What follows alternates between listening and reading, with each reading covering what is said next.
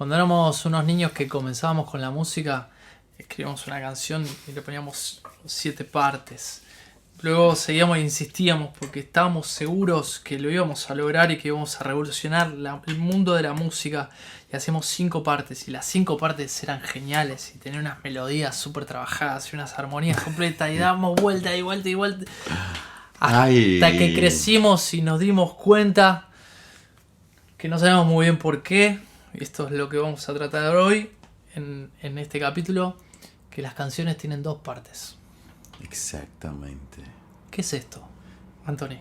Bueno, nosotros somos Bonino y Anthony y esto es Buscando la Canción.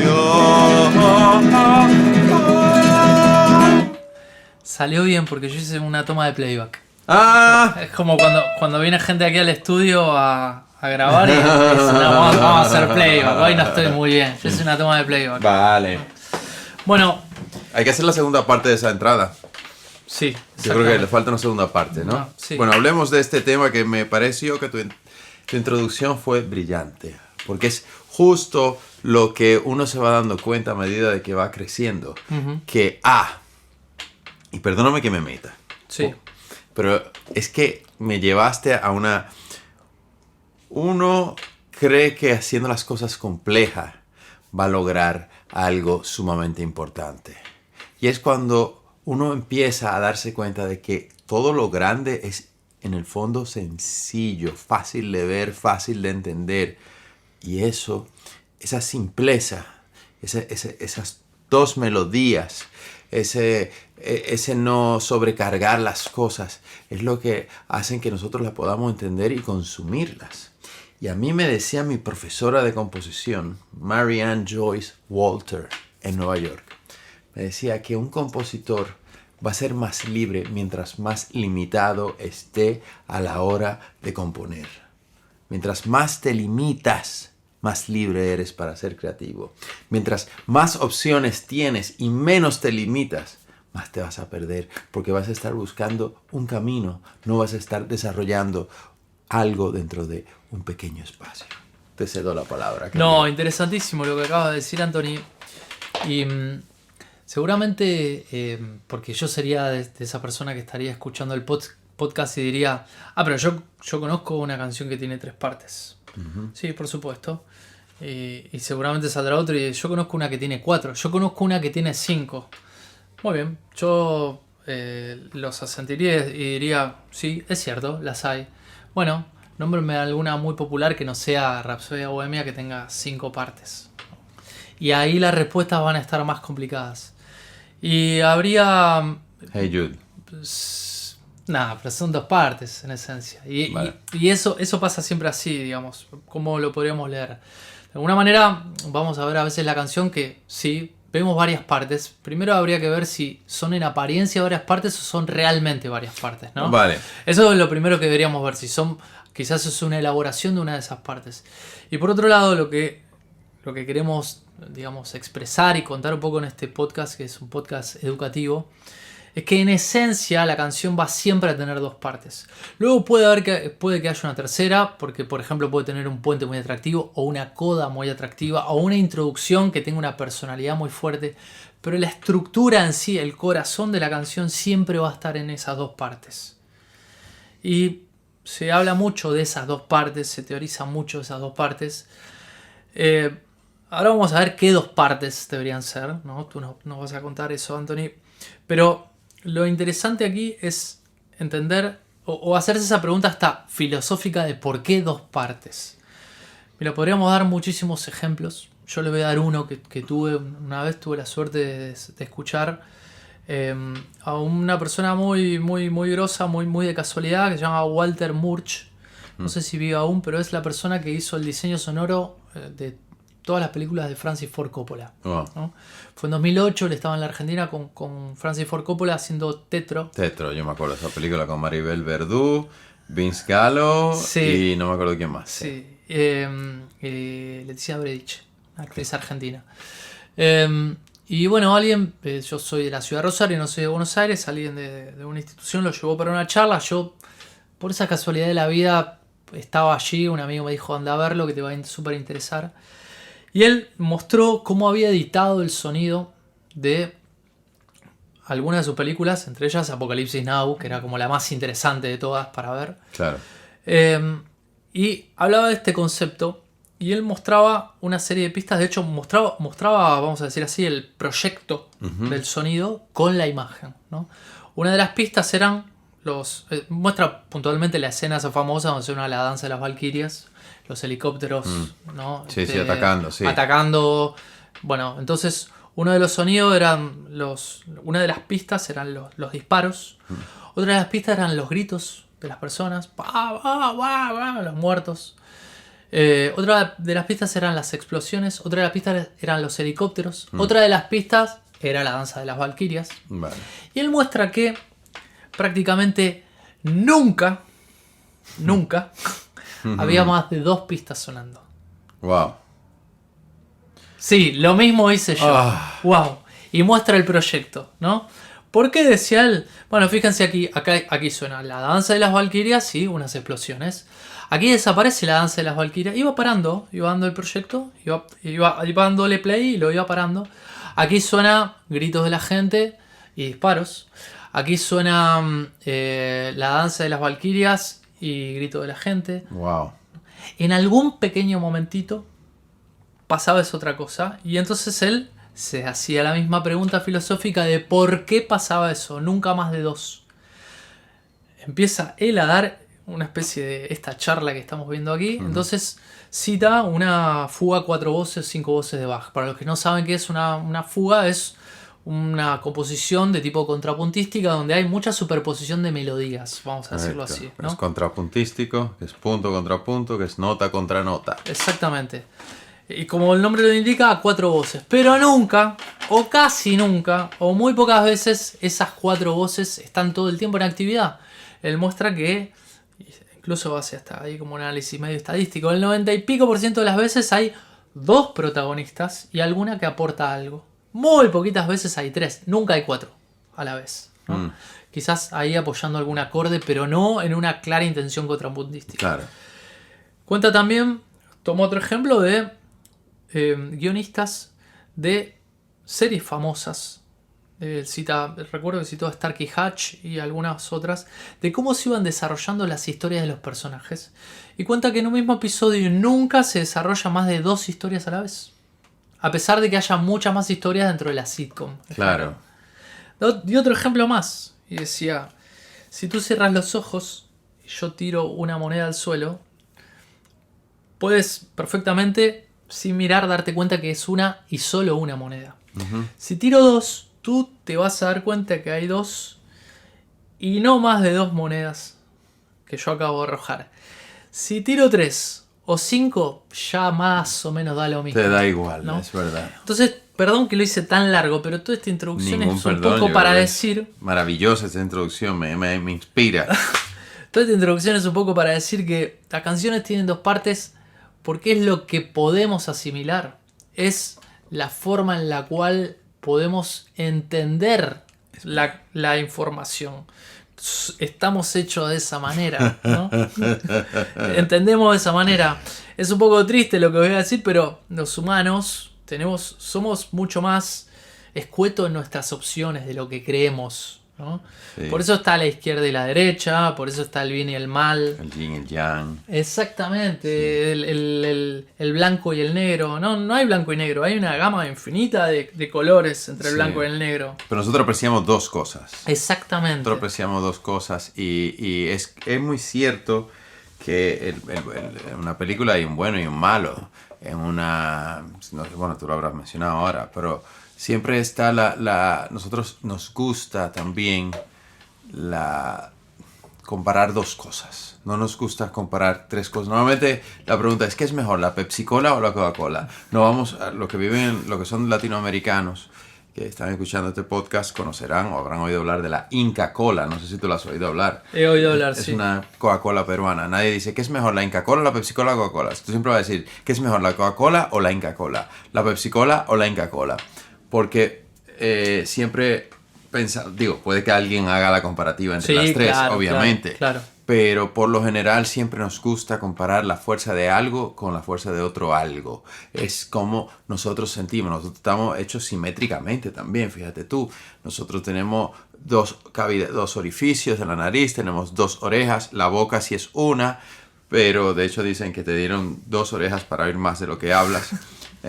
Cosa que a veces yo no cumplo. Regla que no estaríamos cumpliendo en este podcast, ¿no? Justamente.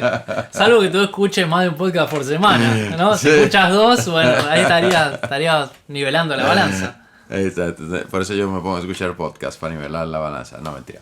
Y entonces nosotros tenemos, las manos izquierda, derecha, el cerebro tiene los hemisferios del cerebro.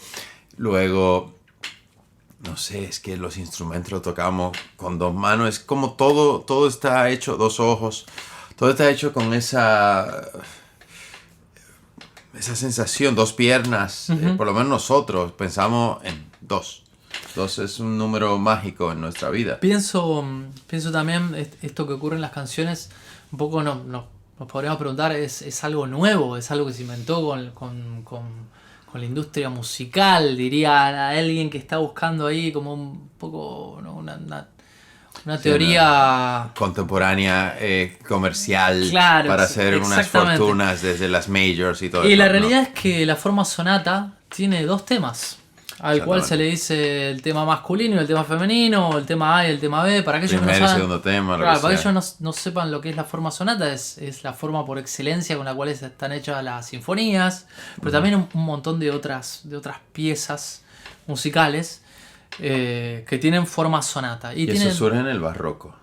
Surge en el barroco, con ¿verdad? Arcángelo Corelli. Ahí va. La música de Arcángelo Corelli, él empieza a presentar la forma sonata y por ahí eso se desarrolla. No es que veamos Bach, no conozco tantas sonatas por ahí, pero eso empieza a cocinarse en ese momento. El apogeo de eso es el clasicismo. El apogeo de eso es el clasicismo. Que es el apogeo de la sinfonía. Exacto. Mozart, Haydn y Beethoven. Esos son como los maestros de estas formas. Exactamente. Si nos vamos al precursor de la música clásica de la canción, sería un lied de Schubert. Puede que ser. Generalmente tienen 2 partes también. Correcto. Y habrá alguno que tiene, como decíamos antes, una introducción con mucha personalidad, o una coda, un final, digamos, con mucha presencia. Pero no es que nosotros quisiéramos cortarle el lead a Schubert, no, por favor, pero probablemente si eso se sacara, no se perdería la esencia de la obra, ¿no? Eso no la haría. No, porque a veces uno se queda distinta con el trocito que le gusta. Bueno, nos pasa con muchas, yo no quiero decir esto, pero nos pasa con muchas canciones que nosotros la queremos oír para llegar a ese momento. Y obviamente hoy en día con el Spotify tenemos una facilidad de brincar e ir al momento, pero luego te das cuenta de que si la construcción de ese momento es buena, merece la pena, tiene más sentido ese momento con esa subida. Vamos a decirlo así burdamente, un tema prepara el camino para el otro. Correcto. ¿No? Una parte prepara el camino para el otro. Sí. Alguien diría, estrofa de estribillo. Claro. ¿No? Que es como lo conocemos. Es que es como una cancha de tenis, que son 2 jugadores que se van. ¿Sí? Si un jugador no tira bien esa pelota, no prepara, el otro no puede responder brillantemente. Exactamente. Entonces, de hecho, cuando, y perdóname, que aquí no damos hoy el día de las interrupciones, cuando yo compongo, yo he ido aprendiendo con los años, y esto te tiene que pasar a ti, de que yo no compongo yo compongo reaccionando a la música que a la primera idea inicial que surge. Viene una idea, ¡pum!, que te puede venir de donde sea. Y el arte de componer, digamos que el momento donde más uno puede brillar como compositor es cuando desaparece tu ego y tú simplemente te conviertes en un observador de lo que está sucediendo ahí con esa música, y la música te dice, yo necesito que ahora venga una transición, necesito que aparezca el tema B, necesito urgentemente que aparezca el tema B, o lo que fuera, tema A, tema B, vamos a llamarle, el yin y el yang. Entonces, en el momento en que tú empiezas a escuchar, tú empiezas a ser como el árbitro de esos 2 temas, tú empiezas a ser el observador, es como sí, tú empiezas a ver la actividad que esta fuerza lanza y cómo la otra fuerza tiene y debe de responder. Entonces, para que se mantenga siendo interesante esta composición. Entonces, casi que el arte de componer es el arte de escuchar Interesantísimo. a esas dos fuerzas. Dejar ver cómo crecen, cómo interactúan. Sí, es algo que no... Los que escuchan este podcast y han compuesto mucho van a entender de una forma muy desde lo profundo de su ser, que componer no es un acto de genialidad, sino todo lo contrario, es un acto de humildad, de escucha, todo lo contrario. Es como una guía ahí universal. Totalmente. El universo está yendo para un determinado lugar y hay que acompañarlo. Exactamente. Sí, yo creo que por eso los grandes son grandes. O sea, Dylan es un gran compositor porque debe ser una persona que escucha mucho. Y no es que escucha mucho a otras músicas, o porque seguramente lo hace, sino que él deja que la música le sugiera lo que tiene que decir, lo que tiene que hacer, lo que te invita a hacer. Igual que John Lennon cuando compuso el tema... En este momento Rick Rubin le está dando like al podcast, Sí. quiero que lo sepas. Aprovechamos para mandarle un saludo a Rick. A Rick, porque él está aprendiendo español gracias a nosotros. Ahí va. Excelente. Es un poco claro lo que habla Rick Rubin todo el tiempo. Por ahí para la gente que no lo conoce, Rick Rubin es un productor, ¿qué podríamos decir? Es como un gurú de la música. Un gurú, exactamente. Un gurú del arte. ¿Qué ha producido el significante? Que bueno, de Red Hot Chili Peppers, básicamente todos los grandes discos. Sí, ha hecho AC/DC, tiene los discos esos emblemáticos de la música americana de Johnny Cash. Exactamente. Esos discos a él donde lo catapultaron al infinito.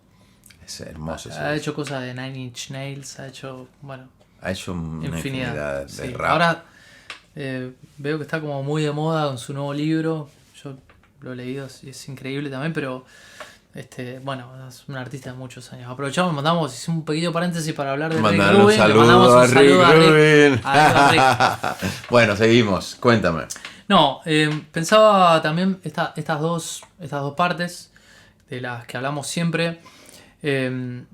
A veces, digamos, quien lo escucha del otro lado puede pensar, bueno, claro, estrofa y estribillo. Puede pensar, ¿no? Lo cual es correcto. Sí. Pero no es la única forma. No, dame otra. Bueno, simplemente dos partes, parte A, parte B. Sí, ¿no? Es que no siempre uno tiene que pensar necesariamente en que la canción tenga un estribillo. A lo mejor el estribillo puede ser un hook, una melodía muy que se engancha y tú sientes ya el balance y realmente no necesitas estribillo. Y hay canciones que han sido grandes éxitos que realmente o es todo estribillo, que eso es otra manera de pensar, que tú dices, vale, es que lo que se ha compuesto son muchos estribillos que pesan mucho, que eso es genial, pero obviamente si te sale, y si no te sale, también es muy válido. Sí, eso corre el riesgo un poco también, ese formato de...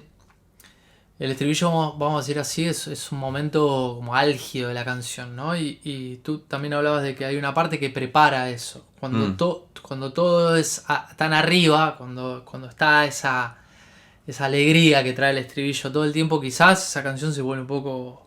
Bueno, ¿no? Pero ahí es donde está el arte de escuchar. Ahí está el arte. O sea, pero hay canciones que todas las melodías se te empapan. Y algunas melodías que quizás no están tan arriba. Tú puedes hacer melodía pegote de baja energía. O sea, claro, exactamente. Porque obviamente lo que queremos a la hora de componer una novela o una canción es tener contrastes. Yo creo que el asunto está... Yo creo que la palabra clave aquí... Eso es lo interesante, lo que te quería preguntar antes. ¿Cómo eran esas dos partes? ¿Qué tienen que tener esas dos partes? Tú dijiste la palabra clave. Contraste. Exacto. Contraste, o sea, necesitamos que la ausencia de una genere la necesidad de la otra. No sé si me explico. La energía que tiene una genera la ausencia de la energía que tiene la otra. Entonces las dos, cuando las unes, generan un globo.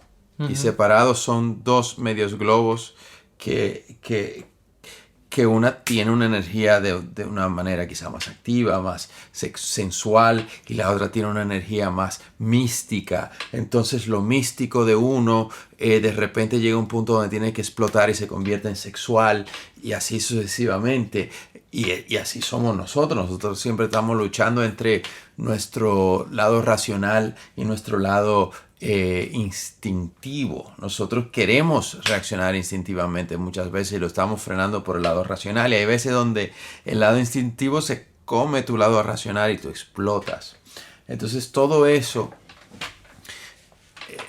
digamos que eso es ser un ser humano. Eso es ser un ser humano. Tú quieres que la canción en cierta manera represente al ser humano. Y el ser humano se siente... Es contradicción, es contrastes. Es contrastes, sí, exactamente. Entonces, incluso tú puedes tener una sola melodía y presentarla, un solo tema, y presentarlos de dos energías diferentes. Y ahí también estás generando esa dualidad. Fíjate tú, podrías perfectamente con una melodía simplemente cantarla de una manera determinada, con un arreglo determinado, y luego añadirle mucha energía a esa misma melodía. ¿Qué ejemplo de composición podría ser? El bolero de Ravel. Ya sé que nos estamos yendo a la música clásica. Esto es una especie de pasacalia, y es coger una melodía y presentarla de formas diferentes, y al presentarla de forma diferente tú estás generando esos contrastes. A veces la melodía sube, otra vez la melodía baja, pero estás en cierta forma generando una bipolaridad o dos polos. A eso me refiero. Estás generando dos polos energéticos, que es lo que nos gusta a nosotros, porque siempre estamos luchando, siempre de hecho luchamos con buscar nuestro centro, para que esos polos no se nos desvirtúen tanto. Pero como estamos muy en el centro, a veces nos aburrimos, entonces necesitamos otra vez de pendular un poco. Sí, exactamente. Absolutamente. ¿Y qué piensas tú que pasa cuando estás haciendo una canción y no logras ese suficiente contraste? ¿Qué le pasa a la canción? Pues hay que parar de hacerla. Hay que parar de hacerla. A mí a veces me pasa eso. Y me doy cuenta que la canción se vuelve aburrida, básicamente. No hay contraste, no hay dilema. No hay dilema. No tiene vida, ¿no? Que a veces ocurre. O los temas a lo mejor no son lo suficientemente contrastantes. No son lo suficientemente contrastantes. O a veces, esto me pasó una vez. Yo estaba componiendo una canción.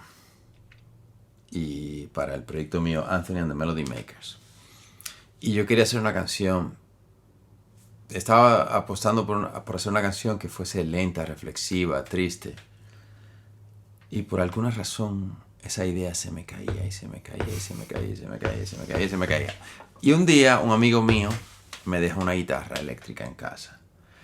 Y yo dije, ¿y si yo cojo esta guitarra y le duplico la velocidad y cambio la temática de la canción?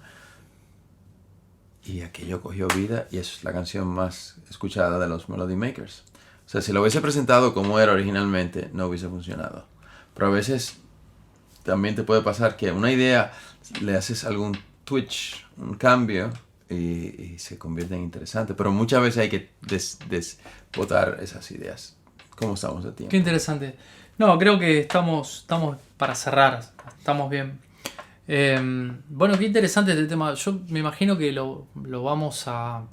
Es algo que vamos a mencionar todo el tiempo, que va a volver todo el tiempo, sí, ¿no? Y que es como la eterna lucha que tenemos los compositores por encontrar esas dos partes que tengan contraste, para que a su vez sean como esos hermanos que son un poco distintos, sí, pero son hermanos, sí, en el fondo, ¿no? Funcionan como familia, sí, ¿no? Creo que es como uno de los grandes temas de los que componemos canciones. Así que me parece que es algo que a lo que vamos a volver muchas veces, y a lo que, bueno, por lo menos yo he aprendido un poco a sangre y fuego, intentando hacer como 25.000 partes, pero Pero también agradezco a veces haber hecho toda esa Es que ese experimentación, ¿no? Porque un poco creo que nos ha pasado a todos eso, ¿no? Los que estamos empezando ahí no, yo voy a descubrir la pólvora. No, pero ese ejemplo que tú pusiste al inicio del podcast... ¿Te ha pasado también?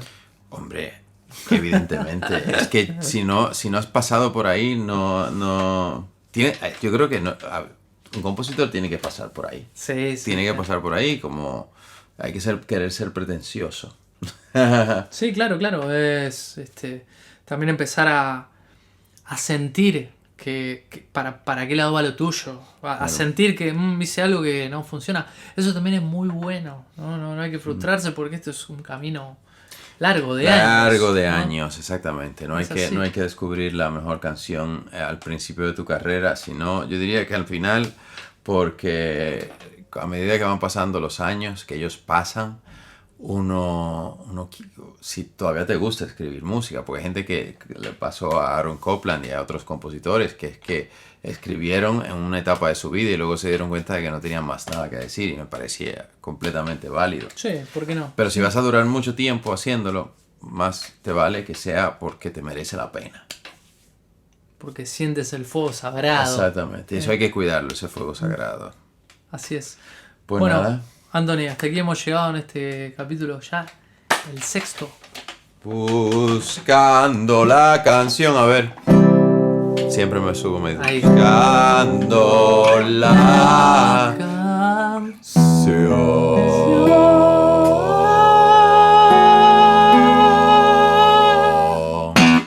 Parezco un monje benedictino.